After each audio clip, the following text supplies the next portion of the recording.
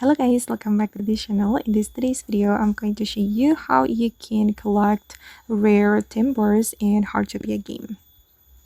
Okay, let's get into it guys. If you want to collect rare timber, you need to find this tree, this big tree, and you can go to your toolbox and you're going to equip your axe like this, and you're going to cut the tree. Okay, and as you can see, I've just got the rare timber. So guys, if you want to collect the rare timber, just find this type of tree and you're going to cut it, and then you can get the rare timber. Oops. Okay, I cannot cut this tree. I've already cut it, so we can find another one.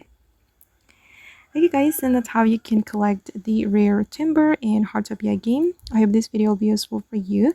Thank you so much for watching, and bye!